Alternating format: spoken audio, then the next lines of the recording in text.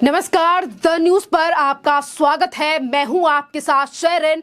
2023 में सच हुई है देश के प्रधानमंत्री नरेंद्र मोदी की भविष्यवाणी। आपके लिए बता दें कि 2018 में देश के प्रधानमंत्री नरेंद्र मोदी ने कहा था कि आप अविश्वास प्रस्ताव 2023 वे भी लेके आइए, और आज फिर एक बार यानी कि विपक्षी पार्टियों की तरफ से केंद्र की मोदी सरकार के खिलाफ अविश्वास प्रस्ताव दाखिल कर दिया गया है सदन में। जी हाँ, 2024 के चुनावों को देखकर जो है वो अब बौखलाहट सामने आने लगी है तमाम विपक्षी पार्टियों की, जिसके चलते कल विपक्षी पार्टियों ने बैठक की और कहा गया था कि आज जो है वो केंद्र सरकार के खिलाफ अविश्वास प्रस्ताव पेश किया जाएगा, जिसकी पहल जो है वो कांग्रेस सांसद गौरव गोगोई ने आज लोकसभा में केंद्र सरकार के खिलाफ अविश्वास प्रस्ताव जो है वो दाखिल कर दिया है। मैंने 2018 में अविश्वास के प्रस्ताव के समय भी 2018 में अविश्वास के प्रस्ताव के बाद मैंने देखा कि मेरी आवाज, मेरा गला घोंटने का भरपूर प्रयास किया गया। 1.5-2 घंटे तक नारेबाजी के बीच में भी ये ईश्वर की कृपा थी कि मैंने अपनी बात देश और दुनिया के सामने रखी, और उस समय मैंने आपको एक शुभकामनाएं दी थी। वो शुभकामनाएं मैं आज फिर देना चाहता हूं कि आप इतनी तैयारी करो कि 2023 में फिर से आपको अविश्वास प्रस्ताव लाने का मौका मिले। और जिस पर स्पीकर ओम बिरला की तरफ से जो है वो इसे एक्सेप्ट किया जाएगा, और तारीख भी बताई जाएगी कि आखिरकार कब इस पर किया जाएगा फैसला और कब की जाएगी इस पे बहसबाजी। तो नो कॉन्फिडेंस दिया है, तो अब लोगों के कॉन्फिडेंस माननीय नरेंद्र मोदी जी के ऊपर, भारतीय जनता पार्टी के ऊपर ही है, और जो होगा हम अभी चर्चा करके हम डिसाइड करेंगे।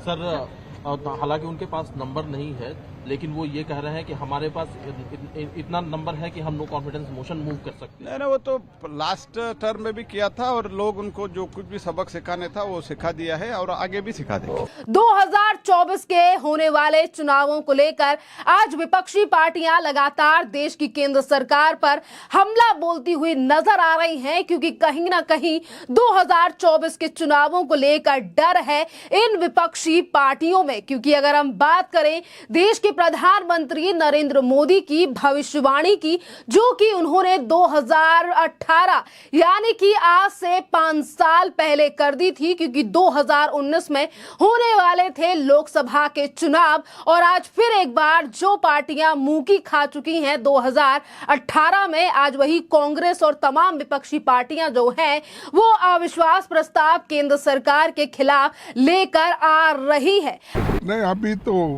वो डिस्कशन नहीं हुआ। आज होने के बाद उसके क्या तरीके हैं बाद में वो कहा जाएगा। अब एज इट इज़ तो हमारे पास प्रस्ताव नहीं है, क्योंकि उसको नोटिस देना, वो देना समय लगता है। देखेंगे, उसके बाद बोलेंगे आप। और आज सेम जो कल था वही सवाल हम आज उठाएंगे। हमारे नो कॉन्फिडेंस मोशन हम मूव कर रहे हैं। सिग्नेचर हो गया 50 लोग का, 50 लोग का सिग्नेचर की जरूरत नहीं है, क्या करें।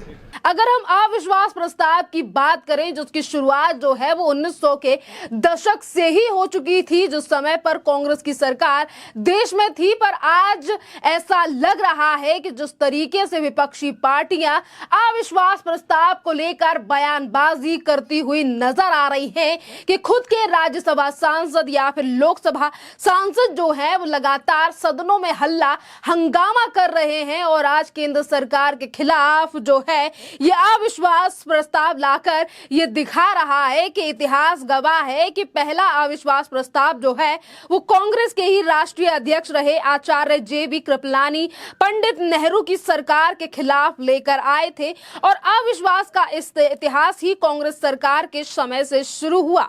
मकसद वर्तमान में माहौल बनाने की कोशिश है। कांग्रेस को लगता है कि वो इसमें कामयाब होगी, और 2024 2024 में सरकार बना पाएगी, तो इस पर जो है वो जनता भी आज कांग्रेस का समर्थन करती हुई नजर नहीं आ रही है। क्योंकि अगर हम आंकड़ों की बात करें, क्योंकि अगर एक तरफ जो है वो एक के बाद एक सांसद जो है वो लोकसभा में अविश्वास प्रस्ताव जो है वो दाखिल कर रहे हैं, जिसको लेकर कांग्रेस ने व्हीप भी जारी कर दिया है अपने सांसदों को लेकर। और व्हीप जारी करने का मतलब है कि कांग्रेस को भी कहीं ना कहीं डर है कि उनके नेता जो हैं वो मौन समर्थन बीजेपी के लिए ना कर दें, और इसीलिए पहले ही कल मीटिंग के बाद कांग्रेस की तरफ से अपने नेताओं को लेकर व्हीप जारी कर दिया गया है। और वहीं अगर हम बात करें, बीआरएस एमपी नवा नागेश्वर राव ने भी जो है वो अविश्वास प्रस्ताव दाखिल कर दिया है केंद्र सरकार के खिलाफ, और एक एक करके जो सांसद हैं वो सदन पहुंच रहे हैं। और अब देखना अहम रहेगा कि आखिरकार इस पर स्पीकर कब का फैसला लेते हैं और कब इस पूरे मामले पर सुनवाई होगी, यानी कि बहसबाजी जो है वो सदन में देखने के लिए मिलेगी। खैर, विपक्ष की तरफ से माहौल बनाने की कोशिश की जा रही है और उन्हें लग रहा है कि इस बार 2024 के लिए माहौल बनाकर 2024 में इंडिया नाम का जो ये गठबंधन है इस पर जनता भरोसा करेगी या फिर मोदी की सरकार जो है वो गिर जाएगी, तो ये नामुमकिन सा नजर आ रहा है। जी हाँ, अब इसके आंकड़े भी सुन लीजिए और बात भी सुन लीजिए कि मैंने आखिरकार ऐसा क्यों कहा है कि अविश्वास प्रस्ताव जो है उसका कोई असर मोदी सरकार पर नहीं पड़ने वाला है।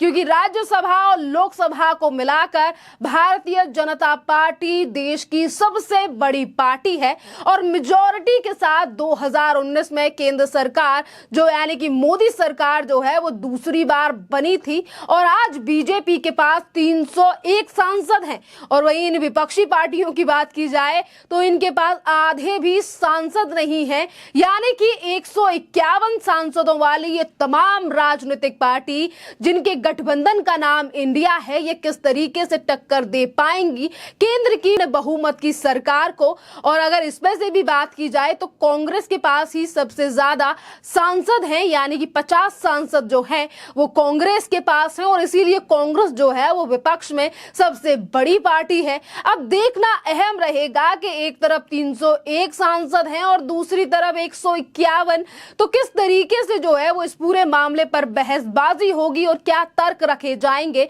इन तमाम विपक्षी पार्टियों की तरफ से, जिन्होंने कल मीटिंग कर देश की पूर्ण बहुमत की सरकार मोदी सरकार के खिलाफ आज ये जो है अविश्वास प्रस्ताव पेश किया है। अब बात कर लेते हैं कि एक एक करके जो नेता हैं वो अब सदन पहुंच रहे हैं और वो अविश्वास प्रस्ताव को लेकर अपनी बातें जो हैं वो रख रहे हैं। और इसी के साथ आम आदमी पार्टी जो कि इसी विपक्ष के गठबंधन का एक चेहरा है और इन्हीं के सांसद यानी कि राघव चड्ढा। पार्लियामेंट्री इंस्ट्रूमेंट्स इसलिए भी इस्तेमाल किए जाते हैं कि सरकार को मजबूर किया जाए कि वो सदन के भीतर आकर देश के जो ज्वलंत मुद्दे हैं, जो अभी सबसे बड़ा मुद्दा है मणिपुर का, उस पर जवाब दे। उसका मोशन का नतीजा क्या होगा, मोशन कौन हारेगा कौन जीतेगा, उसकी परवाह करने की जरूरत नहीं है। इस समय सरकार और सरकार के मुखिया प्रधानमंत्री जी सदन के भीतर आकर जवाब दें, मणिपुर पर अपना मुंह खोलें, मणिपुर के लोगों की चीखें उनके कानों तक पहुंची हैं कि नहीं पहुंची, इस पर जवाब दें। इसलिए भी इस्तेमाल किया जाता। मैं एक बार आपको विस्तार से फिर से समझा देता हूं that many a times in India's parliamentary history critical instruments of debate, dialogue and discussion within parliament are exercised regardless of the outcome of those motions and instruments. These motions and instruments are exercised with the sole objective of a long duration discussion on an important issue, subsequent to which the Honorable Prime Minister of India is compelled to come to parliament, compelled to respond to the issues raised by the people and the members of the Lok Sabha.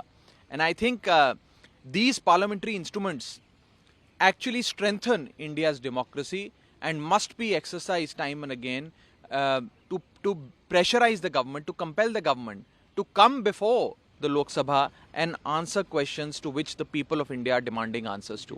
क्योंकि संजय सिंह को तो पूरे monsoon सत्र के लिए ही निलंबित कर दिया गया है और गिने चुने सांसदों में से राघव चड्ढा जो है वो आम आदमी पार्टी की तरफ से सांसद हैं, जिनका कहना है कि हम संसद में अविश्वास प्रस्ताव इसीलिए लाए हैं क्योंकि सरकार सदन चलाने की भूमिका को निभाए। और इसी के साथ एक के बाद एक जो नेता का बयान है वो सामने आ रहा है। और इसी पर अगर हम बात करें, रूल्स में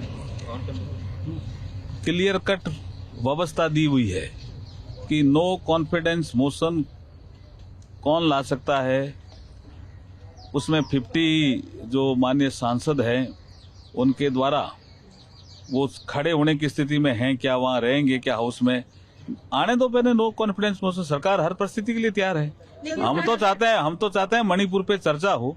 कल गृह मंत्री जी ने भी लोकसभा में फिर बोला, क्योंकि इनका विषय सत्र शुरू होने से पहले यही था कि मणिपुर पे चर्चा कराओ। अब चर्चा कराने की जब हमने सहमति भरी तो रूल्स ले आए। रूल्स पे कुछ डिस्कशन पे सहमति बन रही थी तो एक नया मुद्दा ले आए कि प्रधानमंत्री जी आकर के चर्चा शुरू करें। ये मुझे लगता है बहाना है। सर, नंबर अगेंस्ट ऑपोजिशन है, उसके बाद भी नो कॉन्फिडेंस मोशन, वो तो उनका काम है जी, उनका काम है, हम क्या करें। बीजेपी के केंद्रीय मंत्री अर्जुन मेघवाल ने कहा है कि उन्हें यानी कि विपक्षी पार्टियों को अविश्वास प्रस्ताव लाने दीजिए, हम हर परिस्थिति के लिए तैयार हैं। हम तो चाहते हैं कि मणिपुर पर चर्चा हो, यानी कि मणिपुर के मामले पर राजनीति करने वाली पार्टियां जो हैं वो आज इस कदर से हताश हो गई हैं कि वो केंद्र सरकार की पूर्ण बहुमत की जो सरकार है, जिसे जनता ने 2024 में पूर्ण बहुमत देकर जिताया, आज उसी सरकार के खिलाफ जो है ये अविश्वास प्रस्ताव लाया जा रहा है, जिससे कभी कांग्रेस के ऊपर इफेक्ट पड़ा था। आज कांग्रेस सोच रही है कि इससे माहौल बनाकर जनता का मूड बदला जाए, पर आज जनता का मूड जो है वो जमीन से लेकर सोशल मीडिया पर जो है वो कुछ और ही दिखाई दे रहा है। क्योंकि जैसे ही ये खबर सर्कुलेट हुई है सोशल मीडिया पर, न्यूज प्लेटफॉर्म्स पर कि बीजेपी की गवर्नमेंट के खिलाफ इन तमाम विपक्षी पार्टियों ने जो है ये अविश्वास प्रस्ताव लेकर आई हैं, तो तभी जनता का कहना है कि कर लीजिए कुछ भी, पर 2024 में तो फिर एक बार मोदी सरकार रिपीट होगी। और इसीलिए आज भारतीय जनता पार्टी के केंद्रीय मंत्रियों का जो कॉन्फिडेंस है वो भी दिखाई दे रहा है। और उन्होंने कहा है कि हम हर परिस्थिति के लिए तैयार हैं, लाने दीजिए विपक्षी पार्टियों को अविश्वास प्रस्ताव। तो अब देखना अहम रहेगा, अविश्वास प्रस्ताव पेश किया जा रहा है देश की मोदी सरकार के खिलाफ। खैर, इस पूरे मामले पर आपकी जो भी राय हो आप भी हमें कमेंट करके जरूर बताइए कि 2024 के चुनावों को लेकर जो विपक्षी पार्टियों की रणनीति है ये कितनी रहेगी कारगर और इसका कितना ज्यादा फायदा मिलेगा मोदी सरकार को। बहुत बहुत धन्यवाद।